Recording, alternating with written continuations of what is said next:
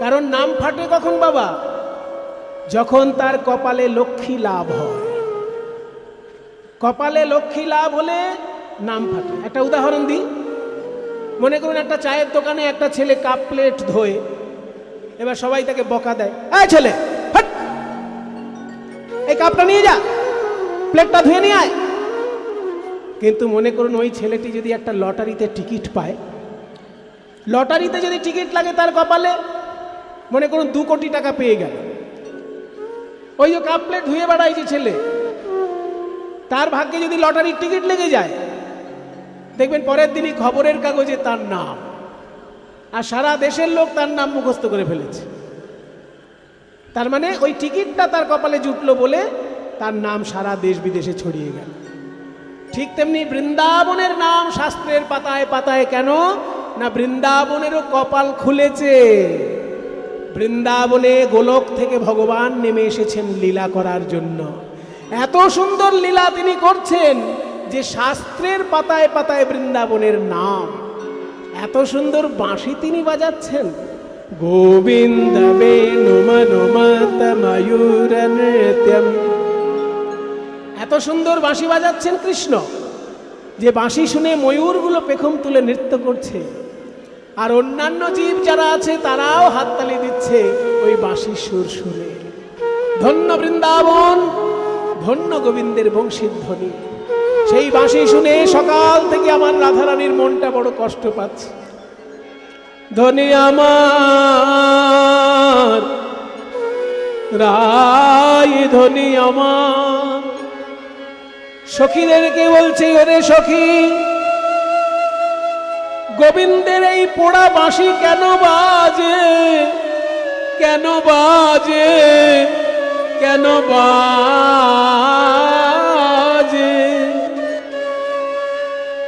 আমি আজ বিধাতার বিধানে আগুন দিতে চাই। রাধারানীর খুব কষ্ট হয়েছে আজকে, তাই বলছে বিধাতার বিধানে আমি আগুন দেব। যে বিধাতা আমাকে কুলকামিনী করেছে, সোজা পা লাগাবেন না, এটা অন্য। ভৈরবীর সব পর্দা, কিন্তু পাটা প্রধান থাকবে না। মাধা নিসা রে নিসা, এই বডি থাকবে, এই বডি থাকবে সুরের।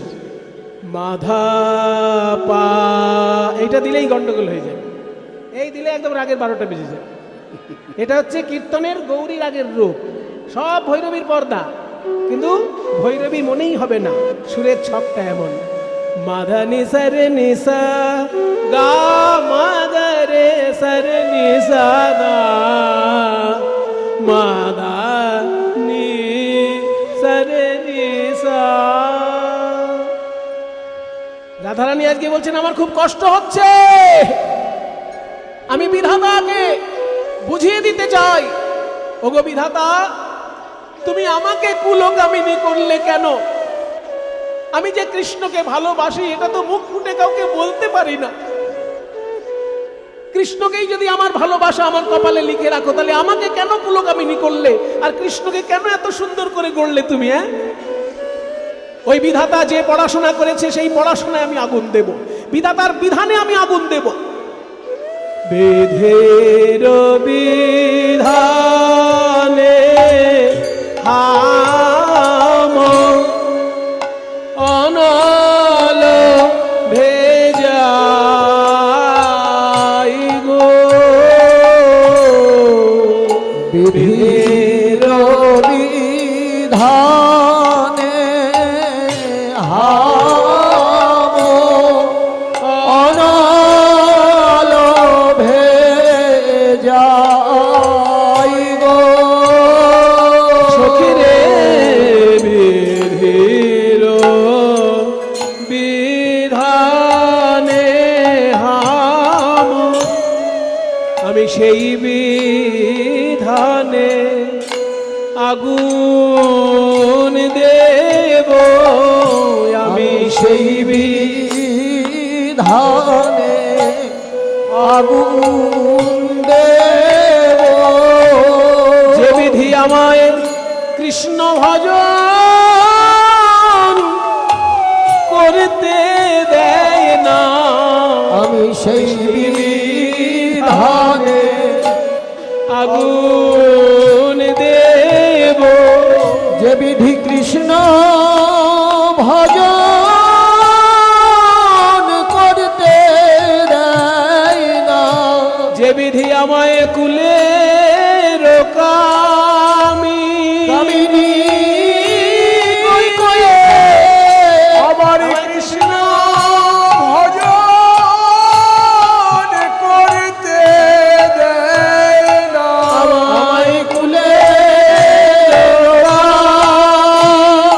মিনি কইলে আমায় কৃষ্ণ ভজন করতে দেয় না, আমায় কুলে কামিনী কইলে কৃষ্ণ ভজন করতে দেয় না।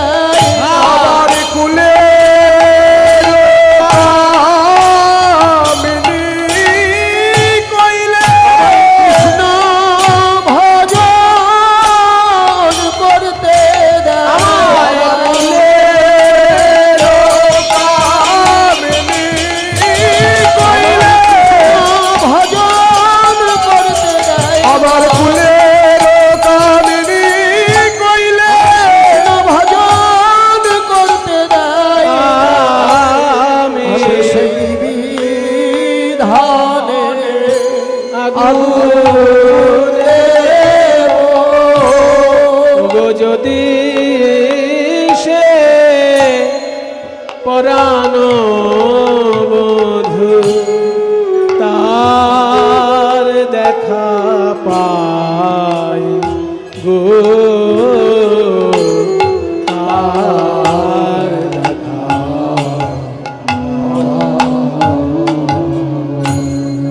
বিধাতার বিধানে আমি আগুন দেব। হ্যাঁ গো, বিধানে আগুন দেওয়াটা কি খুব ভালো কাজ? বিধান মানে তো বইপত্র নাকি? বিধাতা যদি কোনো বিধান বানায় তাকে তো পড়াশোনা করতে হয়েছে। যারা আইন বানায় তাদের তো পড়াশোনা করতে হয়। আমাদের ভারতবর্ষের সংবিধান যারা তৈরি করেছেন তাদের মধ্যে অনেক গুরুত্বপূর্ণ আসন জুড়ে আছেন ডক্টর আম্বেদকর। তা আম্বেদকরকে তো পড়াশোনা করতে হয়েছে নাকি? পড়াশোনা না করলে তো আর সে সংবিধান তৈরি করতে সহযোগিতা করতে পারেনি। তাহলে আইন যারা বাড়ায় তাদের তো পড়াশোনা লাগে। রাধারানী বলছেন যে আমি ওই পড়াশোনাটাকেই আগুন দেব। যে বিধাতা কি শাস্ত্র পড়াশোনা করে এইরকম বিধান করেছে যে আমাকে কুলকামিনী করেছে আর শ্রীকৃষ্ণকে এত সুন্দর করেছে। আমি কৃষ্ণকে ভালোবাসলাম কিন্তু কাউকে মুখ ফুটে বলতে পারবো না আমি কৃষ্ণকে ভালোবাসি। ওর বিধানে আমি আগুন দিতে চাই, কিন্তু বিধাতাকে তো এখন পাচ্ছি না কাছে। কৃষ্ণ যদি আমার কাছে আসে আমি কৃষ্ণকে বলবো তুমি তো অনেক কঠিন কঠিন কাজ করতে পারো, আমার হয়ে তুমি বিধাতার বিধানে আগুন দাও দেখি। ললিতা বিশাখা বলে ওগো রাধে, তুই তো প্রতিদিন গোবিন্দের দর্শন পাস, কিন্তু তখন কেন তার কাছে এই কথা বলিস না? আমাদেরকে দেখলে যত আক্ষেপের কথা বলিস, কৃষ্ণকে তো রোজই কাছে পাস, তখন কেন বলিস না? রাধারানী বলে তোরা ঠিক বলেছিস, গোবিন্দকে আমি প্রতিদিন কাছে পাই বটে, কিন্তু তাকে আমি কোনো দুঃখের কথা বলতে পারি না। কেন জানিস? তখন কিছুই আমার মনে পড়ে না, কিছুই আমার মনে পড়ে না, কিছুই আমার মনে পড়ে না, কিছুই আমার মনে পড়ে না। ওই বদন পানে চাইলে পরে কিছুই আমার মনে পড়ে না। ওই বদন পানে চাইলে পরে আমি সকল দুঃখ ভুলে যাই রে, ওই বদন পানে চাইলে পরে সকল দুঃখ ভুলে যাই ওই রে। বদন পানে চাইলে পরে এখন কিছুই আমার মনে পড়ে না। যদি সে তার দেখা পাই গো, তার দেখা পাই।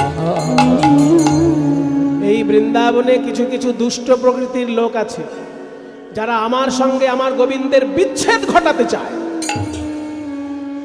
যারা আমার সঙ্গে আমার গোবিন্দের বিচ্ছেদ ঘটাতে চায়, আমি এক্ষুনি তাদেরকে অভিশাপ দেব, অভিশাপ দেব। কি অভিশাপ দিবি?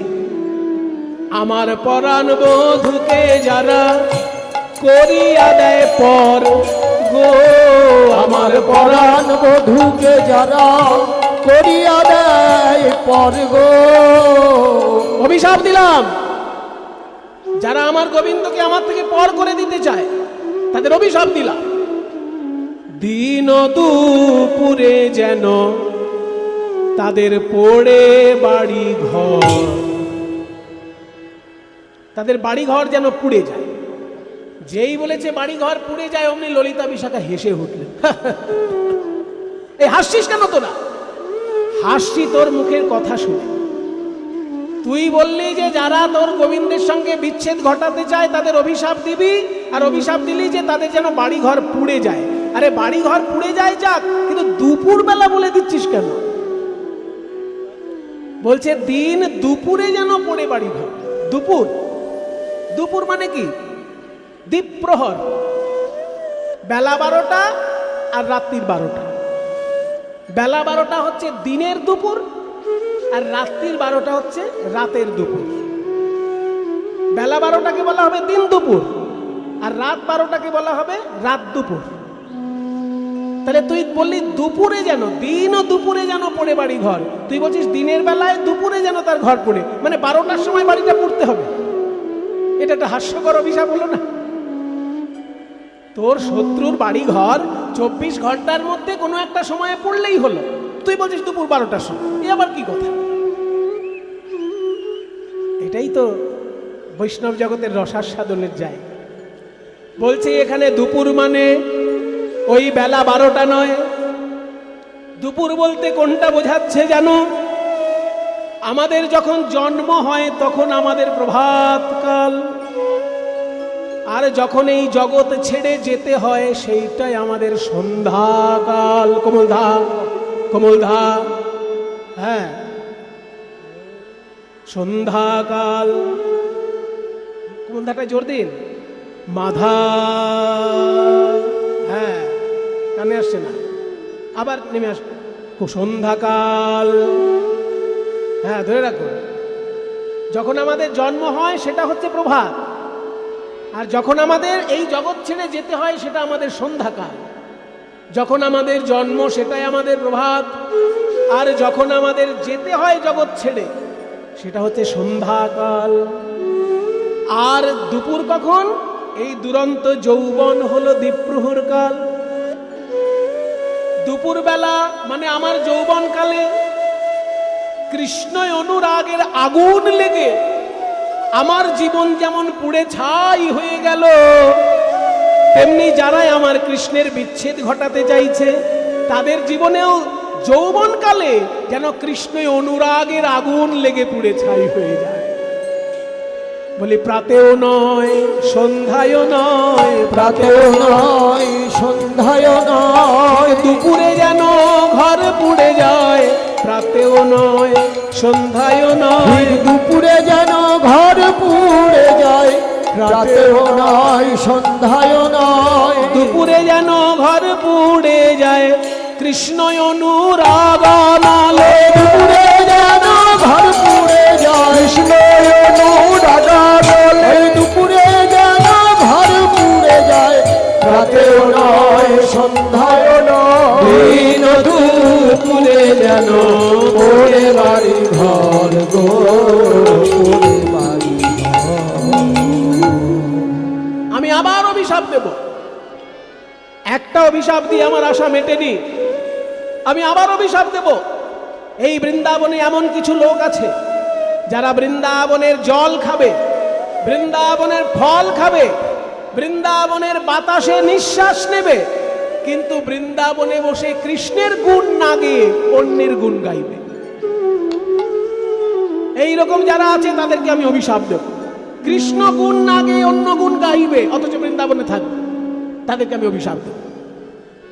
কৃষ্ণ গুণ বিনা যারা অন্য গুণ গায়, বসে এই বৃন্দাবনে কৃষ্ণ গুণ বিনা যারা অন্য গুণ গায়ে বসে এই বৃন্দাবনে মধুর গুণ বিনা যারা অন্য গুণ গায় গো মধুর গুণ বিনা যারা অন্য গুণ গায় গো অভিশাপ দিলাম তাহারে আসিয়া যেন কাল সাপে খায়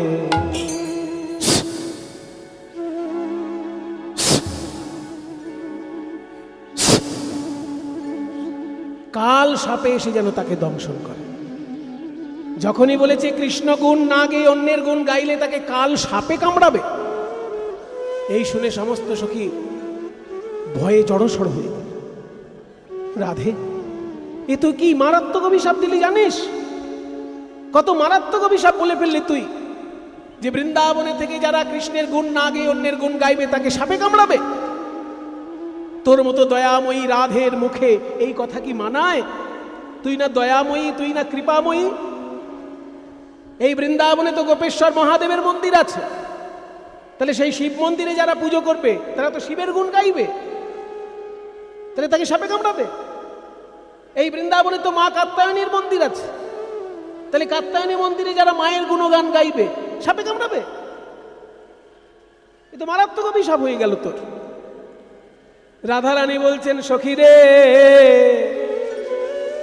আমার অভিশাপ তোরা শুনেছিস বটে, কিন্তু উপলব্ধি করিস নাই আমি কি বলেছি।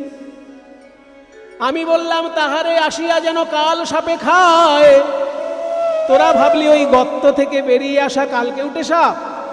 না না, কোন সাপের কথা আমি বলেছি জানিস? যে সাপে আমায় দংশন কইলে, যে সাপে আমায় দংশন কইলে, যে সাপে আমায় দংশন কইলে, যে সাপে আমায় দংশন কইলে, ওই কৃষ্ণ অনুরাগ ভুজঙ্গ সাপে আমায় দংশন কইলে, কৃষ্ণ অনুরাগ ভুজঙ্গ যেন তারে এসে দংশন করে। কৃষ্ণ অনুরাগ ভুজঙ্গ তারে এসে দংশন করে। কৃষ্ণ অনুরাগ ভুজঙ্গ যে সাপে আমায় দংশন কইলে, তাহারে আসিয়া যেন কাল সাপে খায় গো, কাল সাপে খায়। ভাগ্যবান পদকর্তা চণ্ডীদাস, চণ্ডীদাস ঠাকুর এক পাশে দাঁড়িয়ে বলছেন, ওগো রাধে, ওগো রাধে রাজনন্দিনী বৃষভানু সুকুমারী, তুমি বৃন্দাবনে বসে যে দুটো অভিশাপ দিলে, ওই যে বললে ঘরে আগুন লেগে যাবে বা সাপে কামড়াবে, যেমন তেমন সাপ নয়, কৃষ্ণ অনুরাগ রূপী সাপ। তুমি যে বৃন্দাবনে বসে অভিশাপ দিলে, আমি তোমার আশীর্বাদ চাই না, ওই অভিশাপের একটাও যেন আমার লাগে, একটাও যেন আমার লাগে, একটাও যেন আমার ফলে, একটাও যেন আমার ফলে, যেন যেন আমি কৃষ্ণ বলে কাঁদতে পারি, অভিশাপের একটাও যেন আমার ফলে, কৃষ্ণ বলে কাঁদতে পারি, অভিশাপের একটাও যেন আমার ফলে, যৌবন কালে যেন আমার জীবনী এই দেহ ঘর পুড়ে যায়, আমার হৃদয়ে যেন অনুরাগের আগুন লেগে পুড়ে যায়, কিংবা ওই কৃষ্ণই অনুরাগ ভুজঙ্গ এসে যেন আমায় দংশন করে। দুটি অভিশাপের একটাও যেন আমার ফলে, একটাও যেন আমার ফলে, যেন কৃষ্ণ বলে কাঁদতে পারি, কৃষ্ণ প্রাপ্তির পথে দাঁড়াইয়ে, কৃষ্ণ বলে কাঁদতে পারি, কৃষ্ণ প্রাপ্তির পথে দাঁড়াইয়ে, কৃষ্ণ বলে কাঁদতে পারি, একটাও যেন আমার ফলে। তোমার বধূ তোমার আছে, অন্যে গালি পাড়ো কেনে, গালি পারো এইভাবে রাধারানী আক্ষেপ প্রকাশ করছেন কৃষ্ণের বাঁশি শুনে। কথা বলতেন, এমন সময় বেজে উঠল সেই কুল নাশা বাঁশি। বেজে উঠল সেই কুল নাশা বাঁশি। সখীর সমাজে রাই আছিল বসিয়া,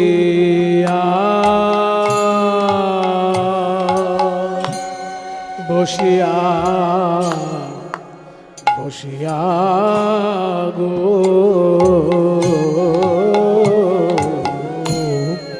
হেন কালে কুঞ্জ বনে, হেন কালে কুঞ্জ বনে বাজে বাঁশি রাধা বলে গো হেন হেন কালে কুঞ্জ বনে বাজে বাঁশি রাধা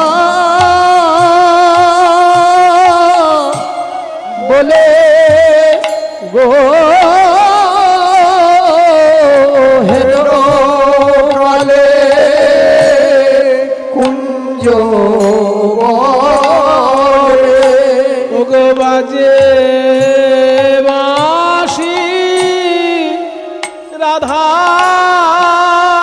বলে কোন কুঞ্জ হতে বাজে বাঁশি রাধা বলে কোন কুঞ্জ হতে শ্যামের বাঁশি বাজে বাজে রাধা বলে বাজে রে কোন কুঞ্জ হতে শ্যামের বাঁশি বাজে রাধা বলে বসিয়ে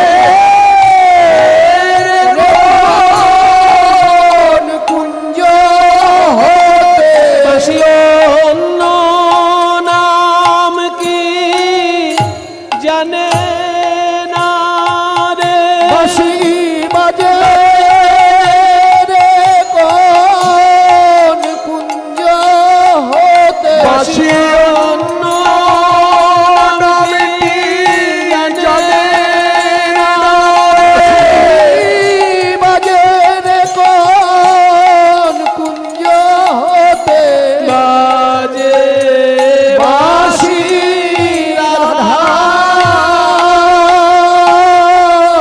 রাধা বলে গো হেন কালে কুঞ্জ বনে বাজিল বাঁশিয়া রাধা বলে বাজিল বাঁশিয়া রাধা বলে বাঁশি বাজে রাধা বলে শ্যামের বাঁশি বাজে রাধা বলে শ্যামের বাঁশি বাজে রাধা বলে শ্যামের বাঁশি বাজে রাধা বলে শ্যামের বাঁশি বাজে রাধা বলে শ্যামের বাঁশি বাজে রাধা বলে রাধারানী কি রাধা বলে শ্যামের বাঁশি রাধারানী কি শ্যামের বাঁশি বাজে রাধারানী কি বাজিল বাঁশিয়া গো বাজিল বাঁশিয়া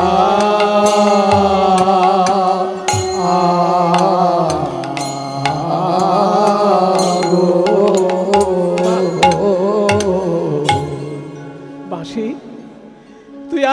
না রে বাঁশি, আমি এই তোর কাছে হাত জোড় করছি, আর বাজিস না, আর না বাজিও বাঁশি করি অহংকার, আর না বাজিও বাঁশি করি অহংকার, আর বেজো না, আর বেজো না, শ্যামের মুরলি তুমি আর বেজো না, শ্যামের মুরলি তুমি আর বেজো না, আহা বেজো না, বেজো না, না না, তোর হাতে ধরি আর পায়ে পড়ি, বেজো না, বেজো না, না না, ওরে হাতে ধরিয়ার পায়ে পড়ি, বেজো না, বেজো না, না না, মুরলি তুমি আর বেজো না। বাঁশি রে, তুই কি ওইভাবেই বাজবি? তুই কি ওইভাবেই বাজবি বাঁশি? ওইভাবে বাজিস না, তোর দুটি চরণে ধরি, তোর পায়ে পড়ে ক্ষমা ভিক্ষা চাইছি, ওরে বাঁশি তুই আর বাজিস না। শ্যামের মুরলি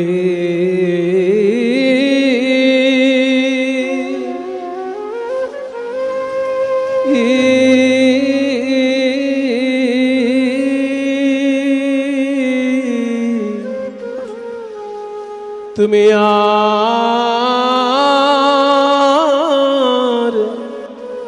রাধার নাম ধরে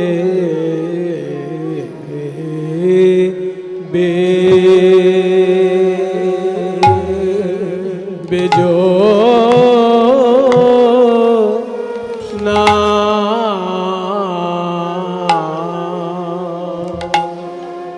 এ যে রে তোর বিষম সন্ধ্যা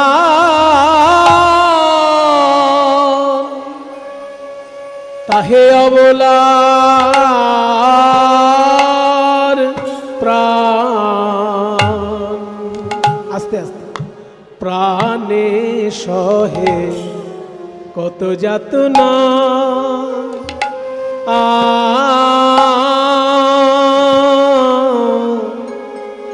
বাঁশি তুমি থাকো শ্যামের অধরে, আরে আমি থাকি কৃষ্ণবাদিনীর ঘরে, কত যাতনা এই অন্তরে, তা তো তুমি জানো না।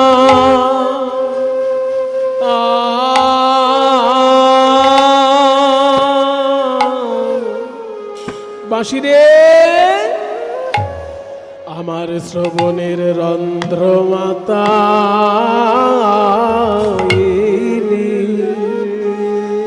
ওরে আমায় আকুল করিলে রে, ওরে বাঁশি রে, তোর মধুর সুরে কোন লাগি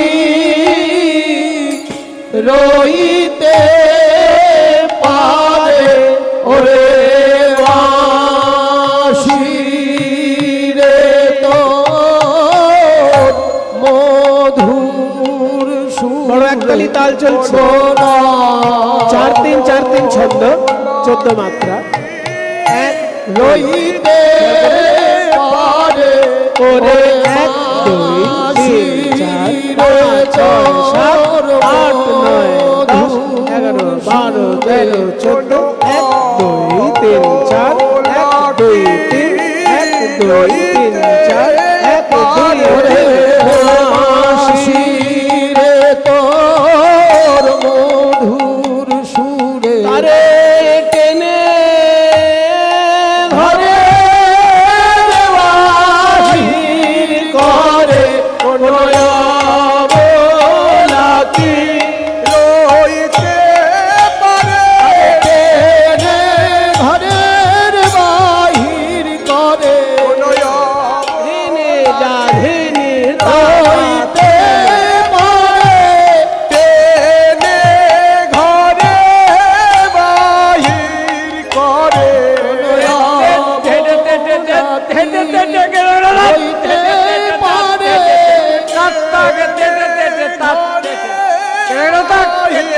পারে কোন নাকি রইতে পারে বাহির করে অবলা কি রইতে পারে কোন অবলা কি রইতে পারে ঘরে বাহির করে অবলা কি রইতে পারে ঘরে বাহির করে অবলা কি রইতে পারে ঘরে বাহির করে অবলা কি রইতে পারে ঘরে বাহির করে বাঁশি রে তোর মধুর সুরে আমার শ্রবণের রন্ধ্র মাতা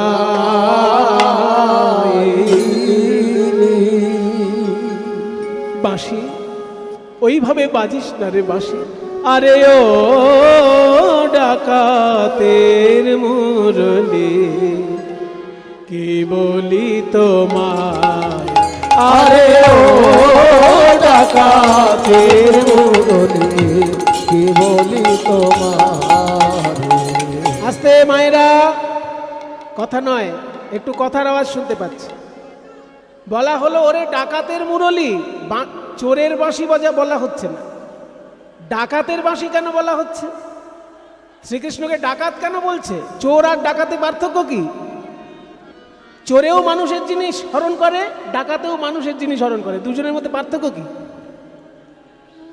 কাহারও জিনিস না বলিয়া লইলে চুরি করা হয় মানে চোর যখন আপনার জিনিস নিচ্ছে আপনাকে না বলে নিচ্ছে এই যে কীর্তনের আসরে দু একটা থাকতে পারে কোথাও কোথাও মনে করুন আপনি মন দিয়ে কীর্তন শুনছেন আর আপনার পাশে হয়তো একজন পকেট মার বসে আছে সে কিন্তু কীর্তনিয়ার দিকে নজর নয় আপনার পকেটের দিকে নজর আপনি যখন খুব ভাবে ডুবে গিয়ে গান শুনছেন দেখা গেল পকেট থেকে তুলে নিল তার মানে আপনাকে না বলে আপনার জিনিস যখন নিয়ে নিল সেটা হলো চুরি আর ডাকাতি কি না হেকে ডেকে সারা দেশের লোককে জানিয়ে তার জিনিস কেড়ে নেওয়া ডাকাতরা যখন কারো বাড়িতে আসতো আগে চিঠি পাঠাতো হ্যাঁ তোমার বাড়ি অমুক দিন ডাকাতি করা হবে ক্ষমতা থাকে তো আটকে নিও তার মানে কি হেকে ডেকে ঢাক ঢোল পিটাতে পিটাতে তারা আসতো ডাকাতি করতে সারা দেশের লোক জানে যে অমুকের বাড়ি ডাকাতে হচ্ছে করার কিছু নেই ঠিক তেমনি শ্রীকৃষ্ণের বাঁশিটাকে বলা হলো ডাকাতের মুরলি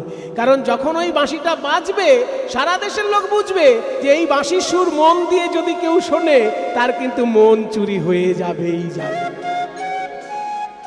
তাই হেকে ডেকে কেড়ে নিচ্ছে ওই জন্য ডাকাতের বাঁশি বলা হলো আরে ও ডাকাতের মুরলি কি বলি তোমায় আরে ও ডাকাতের মুরলি কি বলি তোমার মন্ত্র শিখেছ কোথায় মন্ত্র শিখেছ কোথায় এই অবলা বশ করা মন্ত্র শিখেছ শিখেছ কোথায় কি বলি তোমায় আরে ও ডাকাতের মুরলি কি বলি তোমার ওরে বাঁশি, তুই একবার ভেবে দেখ তোর অবস্থান কোথায় আর আমরা কোথায় থাকি। তুই থাকি কৃষ্ণের ঠোঁটে, আর কৃষ্ণের ঠোঁটটা কেমন? এক ফালি চাঁদের মতো, এক ফালি চাঁদ কৃষ্ণের ঠোঁট। আর চাঁদ অমৃত দিয়ে তৈরি, কৃষ্ণের অধরটাও অমৃত দিয়ে তৈরি। সেই অধরে পরিপূর্ণ ওই যে অধর রূপী চাঁদ, সেখানে বসে আছিস তুই। আমাদের কথাটা একবার ভাব। গোপী মন চোরার চারু চন্দ্রাধরে থাকো। আস্তে শব্দগুলো বুঝে নিন। গোপী মন চোরার চারু চন্দ্রাধরে থাকো। কতগুলো চ আছে দেখুন, কতগুলো চ আছে গুনুন। এগুলো হচ্ছে সাহিত্য, অনুপ্রাস অলংকার বলে একে। চ চ চ চ, সব শব্দের আগে চ রয়েছে। গোপী মন চোরার চারু চন্দ্রাধরে থাকো। তাহলে এই যে গোপী মন চোরা মানে কৃষ্ণ, তার চারু মানে সুন্দর, চন্দ্রাধর মানে চাঁদের মতো অধর। ওই নিচের ঠোঁটটাকে অধর বলে। বাংলা ভাষা খুব কঠিন ভাষা বাবা, কখনো কখনো মনে হয় ইংরেজির থেকেও কঠিন। এবার ইংরেজরা জন্ম থেকে বলে অভ্যস্ত, ওই জন্য ওদের কাছে সহজ, আমাদের কাছে কঠিন লাগে। কিন্তু দেখুন ইংরেজির থেকে বাংলা কঠিন কেন? এই যে দুটো ঠোঁট, ইংরেজিতে বলবে উপরের ঠোঁট আপার লিপ, নিচের ঠোঁট লোয়ার লিপ। কিন্তু বাংলায় ওইরকম নিচের ঠোঁট উপরের ঠোঁট বললে হবে না। বাংলায় নিচের ঠোঁটকে বলে অধর, আর উপরের ঠোঁটকে বলে ওষ্ঠ। ওষ্ঠ আর অধর একসঙ্গে বলে ওষ্ঠাধর। উপরের ঠোঁট ওষ্ঠ, নিচের ঠোঁট অধর। তাই বলছে গোপী মনোচরার চারু চন্দ্রাধরে থাকো। চাঁদের মতো অধর গোবিন্দের, সেইখানে তুমি থাকো। আর আমাদের কোথায় থাকি? একদিকে জটিলা, একদিকে কটিলা, আর একদিকে আয়ান। গোপী মন চোরার চারু চন্দ্রাধরে থাকো। সময় সময় নাই রে মুরলি, তোর সময় সময় নাই রে মুরলি নাম ধরে কেন ডাকো রে রাধার নাম ধরে কেন ডাকো রে রাধার নাম, অন্য নাম কি শেখো নাই? রাধার নাম অন্য নাম কি শেখো নাই? রাধার নাম ধরে কেন ডাকি ঝরে নাম ধরে কেন ডাকি ঘুমন্ত বাঘিনী রে কেন জাগাইছ রে? ঘুমন্ত বাঘিনী রে কেন জাগাই ঝরে? আরে বাবা, একটা বাঘ ঘুমিয়ে আছে, পাশ থেকে আস্তে আস্তে চলে যাও, বাঘটাকে জাগালে তো তোমারই সর্বনাশ। তেমনি আমার ভিতরে যে কৃষ্ণই অনুরাগ রূপী বাঘ শুয়ে আছে, তাকে তুই ওই বাঁশির সুরে কেন জাগাচ্ছিস? ঘুমন্ত বাঘিনী রে কেন জাগাইছ রে? ঘুমন্ত বাঘিনী রে কাজ তো ভালো হবে না, অনুরাগ বাঘিনী জেগে উঠিবে, কাজ তো তোমার ভালো হবে না। অনুরাগ বাঘিনী জেগে উঠিলে কাজ তো তোমার ভালো হবে না।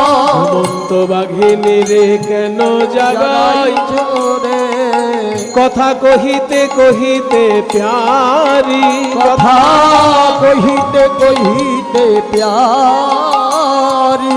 আমার জ্ঞানদাস এত সুন্দর পদ যিনি রচনা করেছেন, মায়েরা ভক্তগণ সকলে তার উদ্দেশ্যে একবার প্রণাম করুন। আমাদের বাংলার কীর্তন গানের অত্যন্ত মূল্যবান সম্পদ হচ্ছে এই বৈষ্ণব পদাবলী। দেখুন, একজন কীর্তনিয়ার কীর্তন ভালো লাগলে আপনারা 100 টাকা তার হাতে দিতে পারেন, কিন্তু যার পদ তিনি গাইছেন, যার সুন্দর গানটা লেখা, তাকে কি আপনি 100 টাকা দিতে পারবেন? আপনি কোটি টাকার মালিক হলেও চণ্ডীদাসকে 100 টাকা দিতে পারবেন? জয়দেবকে 100 টাকা দিতে পারবেন? জ্ঞানদাস পারবেন না। তারা পরলোক গমন করেছে। সেই জন্য তাদের উদ্দেশ্যে আমরা যেটা দিতে পারি সেটা হচ্ছে একটু ভক্তি ভরে প্রণাম করতে পারি। সেই জন্য যখনই কীর্তন গানে কোনো পদকর্তার নাম বলা হবে, অমনি গায়ক এবং শ্রোতা সবাই তাকে প্রণাম করতে হয়। এত সুন্দর পদ যিনি রচনা করেছেন তিনি হলেন জ্ঞানদাস। আর এই জ্ঞানদাস কে জানেন? স্বয়ং নিত্যানন্দ প্রভুর স্ত্রী জাহ্নবা মায়ের মন্ত্র শিষ্য। সরাসরি নিত্যানন্দের স্ত্রীর কাছে দীক্ষা নিয়েছিলেন। কাজেই বৈষ্ণব আন্দোলন কেমন, বৈষ্ণব ভাবান্দোলন কেমন নিজের চোখে দেখেছেন এই জ্ঞানদাস, তাই এত সুন্দর পদ লিখতে পেরেছে। সবাই তার উদ্দেশ্যে প্রণাম করুন। কথা কহিতে কহিতে প্যারি, কথা কহিতে কহিতে প্যারি, আমার জ্ঞানদাস গেল বিছুরি রে, আমার জ্ঞানদাস সব ভুলে গেল শ্যামের বাঁশি শুনে, সব ভুলে গেল, শ্যামের বাঁশি শুনে সব ভুলে গেল, বাঁশি শুনে সব ভুলে গেল, বাঁশি শুনে সব ভুলে গেল, বাঁশি শুনে জ্ঞানদাস গেল বিছুরি রে, জ্ঞানদাস গেল বিছুরি। আর না বাজিও বাঁশি নীরব হয়ে থাকো, থাকো সাজিয়া বেড়াইছি আমি আবার কেন আবার ডাকো, কেন আর ডাকো? ঘরে রইতে নারী করোনা বিচার, বিচার যদুনাথ দাস কহে ধনী করো অভিশাপ। অভিশাপ ওই যে শ্যামের বাঁশি বাজছে, আর দেরি করা যাবে না। তোরা আমাকে শিগগিরই সাজিয়ে দে, আমি কৃষ্ণ দর্শনে যাব, আমি কৃষ্ণ দর্শনে যাব, আমি কৃষ্ণ দর্শনে যাব। বংশী রব পোষিল কানে, চিতে না ধৈর্য মান, ওগো বংশী রব পোষিল কানে, চিতে না ধৈর্য মানে। অমনি উঠিল রসবতে, আহা মরি রে কে যাবি আমার সঙ্গে বিপিন হার রঙে, কে যাবি আমার সঙ্গে বিপিন বিহার রঙ্গে। ভেটিবারে গোকুলের পতি, তোরা কে যাবি রে ভেটিবারে, তোরা কে যাবি কৃষ্ণ দর্শনে, কে যাবি কৃষ্ণ দর্শনে, কে যাবি কৃষ্ণ দর্শনে, যাবি কৃষ্ণ দর্শনে, যাবি কৃষ্ণ কে যাবি কৃষ্ণ দর্শনে, যাবি কৃষ্ণ দর্শনে, কে যাবি রে ভেটিবারে গোকুলের পতি, তোরা কে যাবি রে ভেটিবারে। আমি কৃষ্ণ দেখতে যাব, তোরা কেউ যাবি আমার সঙ্গে? আমি কিন্তু বারবার সাধবো না, আমার আর তর সইছে না। কৃষ্ণ দর্শনে আমি যাব এবং তার কাছে বাঁশি শিখবো। তোরা কে কে যাবি আমার সঙ্গে? মায়েরা, আজকে রাধারানী কৃষ্ণ দর্শনে চলেছেন, আপনারা কেউ যাবেন তার সঙ্গে? যারা যেতে চান তারা একবার জোর করে উলুধ্বনি দিন দেখি।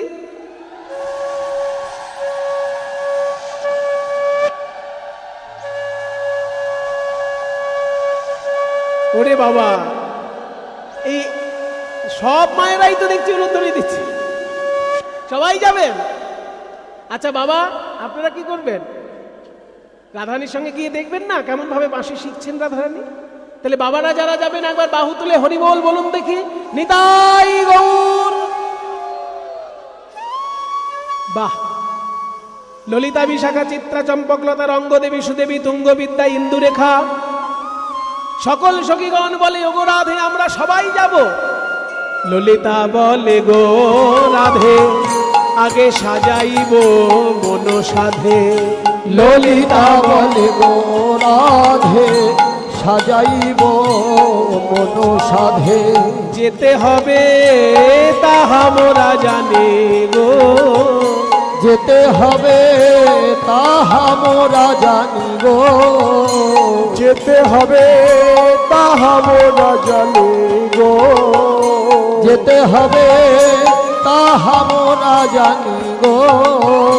বলি আমরা তোমার সঙ্গে যাব, বাকি সখীগণে সঙ্গে লব। আমরা তোমার সঙ্গে যাব, সখীগণে সঙ্গে লব। একা কেন যাবে ধনী তুমি, একা কেন যাবে, একা কেন? তোমার কেউ কি নাই হে, তোমার কেউ কি নাই হে, তুমি রাজনন্দিনী আবার কুলবালা, তুমি রাজনন্দিনী কুলবালা, কেউ কি নাই হে। তুমি রাজনন্দিনী কুলবালা, কেউ কি নাই হে। তুমি রাজনন্দিনী কুলবালা, একা কেন যাবে বনে রাজনন্দিনী কুলবালা, কেন যাবে মনে, রাজনন্দিনী কুলবালা, একা কেন যাবে মনে, রাজনন্দিনী কুলবালা, একা কেন যাবে মনে, রাজনন্দিনী কুলবালা, কেউ কি নাই হে। একা কেন যাবে ধনী তুমি, একা কেন। তাহলে অল্প করে সাজিয়ে দিই।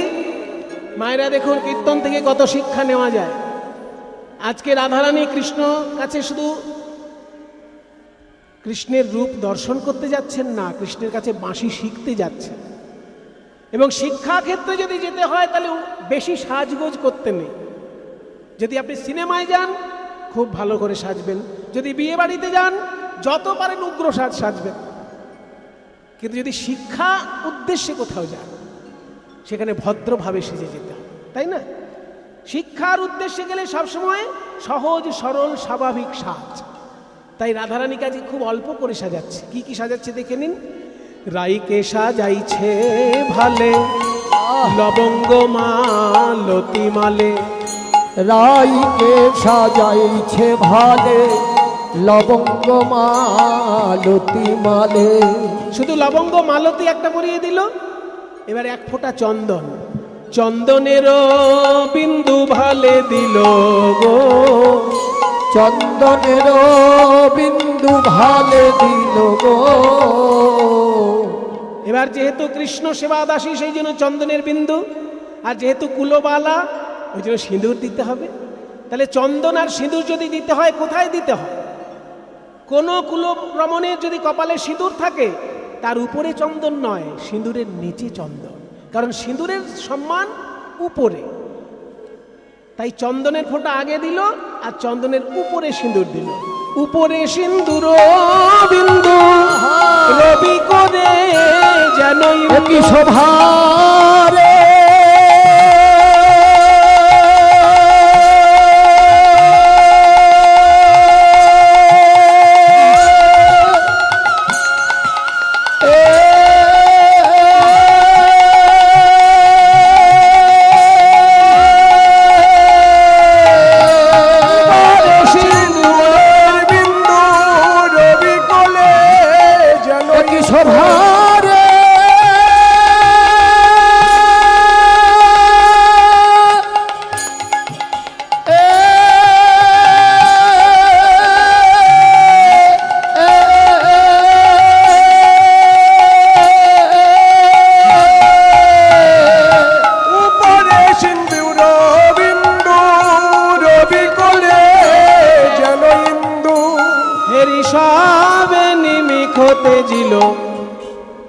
সিন্দুরের ফোঁটা আর চন্দনের বিন্দু, এইটুকু শুধু সাজ, তাতেই রাধারানীকে এত সুন্দর দেখাচ্ছে।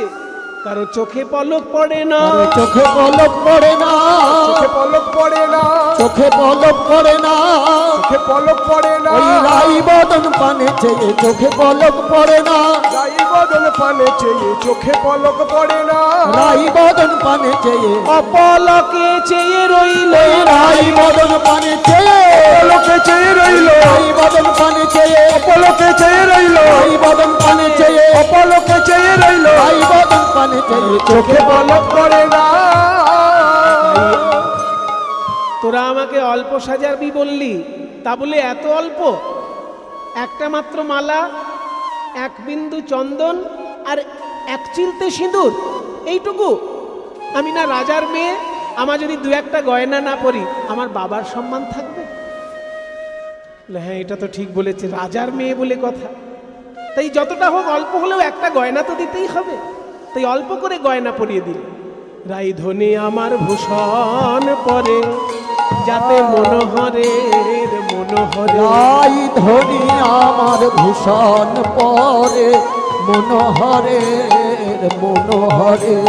ধৈর্য ধরিবে কি বায়ানে, গোবিন্দ দাসেতে গায়, তুলনা নাহি কো হয়। ওই গোবিন্দ দাসেতে গায়, তুলনা নাহি কো হয়। গগনের চাঁদ যেন নামিয়াছে ভূমে, রাধারানীর রূপ দেখে আমার কি মনে হয় জানো? রাধারানী নয়, যেন আকাশের চাঁদ নেমে এসেছে। না না, চাঁদও নয়, যেন চাঁদের মালা চলেছে। চাঁদের মালা চলেছে। বৃষভানুবালা নয়, যেন চাঁদের মালা চলেছে। ভানুবালা নয়, যেন চাঁদের মালা চলেছে। হাতে চাঁদ পায়ে চাঁদ, হাতে 10টি নখ 10টি চাঁদ, পায়ে 10টি নখ 10টি চাঁদ। হাতে চাঁদ পায়ে চাঁদ, আবার কপালে চন্দন চাঁদ। হাতে চাঁদ পায়ে চাঁদ, কপালে চন্দন চাঁদ, চাঁদ পায়ে আমার কপালে চন্দন চাঁদ, চাঁদ পায়ে আমার কপালে চন্দন চাঁদ। চাঁদ পায়ে চাঁদ। চাঁদের মালা চলেছে, চাঁদ যেন নামিয়াছে ভূমে গো, মোর মনে হেন লয়। চাঁদ যেন নামিয়াছে ভূমে। তাহলে চল তোকে কৃষ্ণ দর্শনে নিয়ে যাই। আবেশ সখীর অঙ্গে, আবেশ সখীর অঙ্গে, আবেশ সখীর অঙ্গে, আবেশ সখীর অঙ্গে, আবেশ সখীর অঙ্গে, অঙ্গ হেলাইয়া। আবেশ সখীর অঙ্গে, অঙ্গ হেলাইয়া। বৃন্দাবনে প্রবেশিল শ্যাম জয় দিয়া। বৃন্দাবনে প্রবেশিল শ্যাম জয় দিয়া। বৃন্দাবনে যাইয়ারা, বৃন্দাবনে যাইয়া রাই। ইতি উতি চায়, বৃন্দাবনে যাইয়া রাই। ইতি উতি চাই। ওই তো মাধবীলতার আড়ালে আমার গোবিন্দ কেমন বাঁশি বাজাচ্ছেন। মাধবীলতার আড়ালে দেখে শ্যামরা, মাধবীলতার আড়ালে দেখে শ্যামরা। মাধবীলতার আড়ালে দাঁড়িয়ে প্রাণ গোবিন্দ আপন মনে বাঁশি বাজাচ্ছেন। রাধারানী মনে মনে ভাবলেন, আমার গোবিন্দ এক মনে বাঁশি বাজাচ্ছে, কিন্তু আমাকে তো জানাতে হবে আমি এসেছি। আবার ওনাকে ধাক্কা ধাক্কি করলে তো সেটা অভদ্রতা হয়, তাই না? একজন মন দিয়ে বাঁশি বাজাচ্ছেন, আপনি ধাক্কা দিয়ে বলছেন এই যে আমি এসেছি, সেটা তো অভদ্রতা। তাহলে কি করে বুঝাবো যে বধূ আমি এসেছি? দেখুন, রাধারানী তো রাজার মেয়ে, তার কতটা রুচিবোধ।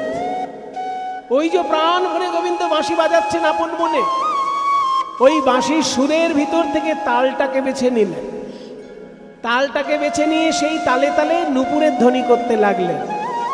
আর নূপুরের ধ্বনি শুনেই গোবিন্দ বুঝতে পেরেছেন আমার রাধারানী এসে দাঁড়িয়েছে। 1 2 3, 1 2 3, 1 2 1 2 1 2 3, 1 2 1 2 1 2 3, 1 2 3, 1 2 3। নূপুরের রুনু ঝুনু, নূপুরের ঝুনু পড়ে গেল সারা। ঝুনুর চমকে বলে রায়ের পারা। প্রাণ গোবিন্দ চমকে উঠে বললেন, এই তো আমার রাধারানী এসেছেন। আইসো আইসো ভালো হলো, আইসো আইসো ভালো হলো, বিনোদিনী রাধা। দর্শনে দূরে গেল মনসিজ বাধা। আজকে প্রাণ আজকে প্রাণ গোবিন্দ হলেন, গোবিন্দের কাছে রাধারানী আজকে অতিথি, আর অতিথি হয় নারায়ণ। তাই রাধারানী যখন এসে দাঁড়িয়েছেন, গোবিন্দ তাকে পুজো করছেন। রাধারানী যখন বসেছেন, রাধারানীকে পুজো করছেন গোবিন্দ। কিভাবে? নিজের ওড়নাটা নিয়ে রাধারানীর পায়ের ধুলা পরিষ্কার করে দিচ্ছেন। নিজ পিত বাস দিয়া, নিজ পিত বাস দিয়া, নিজ পিত বাস দিয়া, চরণ ধুলা ঝাড়ে, নিজ পিত বাস দিয়া, চরণ ধুলা ঝাড়ে। বলে কতই না লেগেছে এই ব্রজের বড় কঠিন মাটি, ব্রজের বড় কঠিন মাটি, তোমার সুকোমল চরণ দুটি। ওই ব্রজের বড় কঠিন মাটি, সুকোমল চরণ দুটি। ওই ব্রজের বড় কঠিন মাটি, তোমার সুকোমল চরণ দুটি। কতই না লেগেছে ললিতা মুচকি হাসে কুণ্ডলতারাড়ে, ললিতা মুচকি হাসে কুণ্ডলতারাড়ে। পায়ের ধুলো পরিষ্কার করে দিলেন গোবিন্দ নিজের ওড়না দিয়ে। তারপর আরো কি করলেন জানেন? নিজের মাথার চূড়ায় সব থেকে সুন্দর যে ফুলটা ছিল, সেই ফুলটা ভেঙে নিয়ে রাধারানীর চরণে পুষ্পাঞ্জলি দিলেন। এই না হলে ভালোবাসা? এই না হলে ভালোবাসার সম্মান? ভাঙিয়া চূড়ার ফুল, ভাঙিয়া চূড়ার ফুল, হাতে করি নিল, ভাঙিয়া চূড়ার ফুল, হাতে করি নিল। নম প্রেমময়ী বলি রাই চরণে দিল, নম প্রেমময়ী বলি রাই চরণে দিল। রাধারানীর চরণে পুষ্পাঞ্জলি দিয়ে যেই পূজা করলেন, রাধারানী এতই অভিমান করেছেন, গোবিন্দের মুখের দিকে তাকাচ্ছেন না, মাটির দিকে তাকিয়ে রয়েছে। গোবিন্দ বলছেন, ও ললিতা, তোমাদের রাধারানী আমার মুখের দিকে তাকাচ্ছেন না কেন? আজকে তো মান করার মতন আমি কোনো ঘটনা ঘটাইনি। কি হলো রাধারানীর? কি করে বলবো, কিছুই তো বোঝা যায় না ওর মনের ভাব। হ্যাঁ রে রাধে, তুই মাটির দিকে কি দেখছিস? গোবিন্দের সঙ্গে কথা বল। তোর পায়ের ধুলো ঝেড়ে দিল, গোবিন্দের নিজের চূড়ার থেকে ফুল ভেঙে নিয়ে তোর পায়ে দিল। গোবিন্দের সঙ্গে কথা বলছেন, কিন্তু গোবিন্দের মুখের দিকে তাকাচ্ছেন না, মাটির দিকে তাকিয়ে গোবিন্দের সঙ্গে কথা বলছেন। অভিমান, আজকে মান নয়, অভিমান রাধারানীর। বধূ হে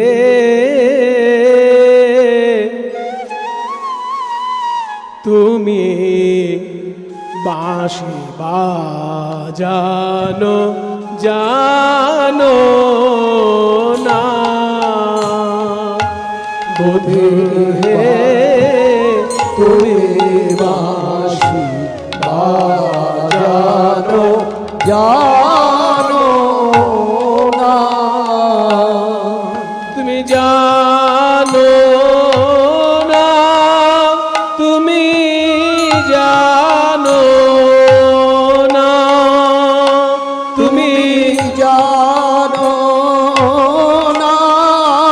ওই বাঁশি বাজানো তুমি জানো না, ওই বাঁশি বাজানো তুমি জানো না, তুমি জানো না, তুমি জানো না, তুমি সময় অসময় বাজাও বাঁশি, সময় সময় বাজাও বাঁশি, পরাণ মানে না বাঁশি বাজানো জানো না। অসময় বোঝো না গো, সময় সময় বোঝো না, আমার নাম ধরে বাজাও বাঁশি, ওহে প্রাণের কালো শশী। আমার নাম ধরে বাজাও বাঁশি, সময় অসময় বোঝো না। যখন আমি বৈশা থাকি গুরুজনার মাঝে, আমি বৈশা থাকি গুরুজনার মাঝে, আমার নাম ধৈরা বাজাও বাঁশি, আমি মরি লাজে। আমার নাম ধৈরা বাজাও বাঁশি, আমি মরি লাজে। কোন বাঝাড়ের বাজাও বাঁশি তাহার লাগি পাই, কোন বাঝারের বাজাও বাঁশি তাহার লাগি পাই। ঝাড়ে ডালে মূলে উপাড়িয়া সাগরে ভাষা, ঝাড়ের ডালে মূলে উপাড়িয়া সাগরে ভাষায়। কোন ঝাড়ের বাঁশ থেকে এই বাঁশি তৈরি হয়েছে আমার জানা দরকার। ওই বাঁশের ঝাড়, যে বাঁশের ঝাড়ের বাঁশ নিয়ে এই বাঁশি তৈরি, ওই বাঁশের ঝাড় শুদ্ধ আমি সমুদ্রে ভাসিয়ে দেব। তাহলে মায়েরা, কোন বাঁশের ঝাড় থেকে কি গোবিন্দের বাঁশি তৈরি হয়েছে? শাস্ত্র কি বলে? কোন বাঁশের ঝাড়ের বাঁশ থেকে কৃষ্ণের বাঁশি তৈরি নয়। তাহলে এই বাঁশি কোত্থেকে এলো? স্বর্গে একটি যজ্ঞ করেছিলেন বৃহস্পতি। সেই বৃহস্পতি যখন যজ্ঞ করেছিলেন, সেই নিষ্কাম যজ্ঞে একটি 24 পর্বের বাঁশ উঠেছে। বৃহস্পতি কেতিযুগে বংশমেদ বংশমদ্ভুতম, একটা বাঁশ উৎপন্ন হয়েছিল জগতের কল্যাণের জন্য। 25 পর্বের সেই বাঁশ, তার মধ্যে 9 পর্ব দিয়ে তৈরি হলো বিষ্ণুর ধনুক। নবমে বিষ্ণু সারঙ্গ, সপ্তমে হরদার মুখ, পঞ্চমে কোদণ্ড রাম, ত্রিবর্গে গান্ডিবার্জুন। 25 পর্বের বাঁশ উৎপন্ন হলো যজ্ঞকুণ্ড থেকে।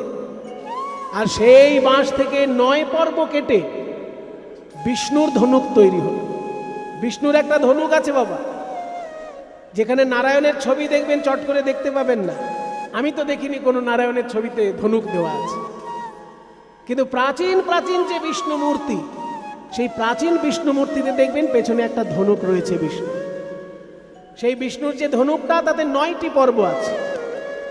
নবমে বিষ্ণু সারঙ্গ। শিব ঠাকুরের যে ধনুক, তাতে 7টি পর্ব, ওই একই বাঁশ থেকে তৈরি সব। 9 পর্ব বাঁশে বিষ্ণুর ধনুক, 7 পর্ব বাঁশে শিবের ধনুক, পঞ্চমে কোদণ্ড রাম, 5 পর্ব বাঁশ দিয়ে রামের ধনুক, রামের ধনুক তৈরি। ত্রিবর্গে গান্ডিবার্জুন, 3 পর্ব দিয়ে অর্জুনের ধনুক তৈরি হয়েছে। তাহলে 9, 7, 5, 3 কত হলো?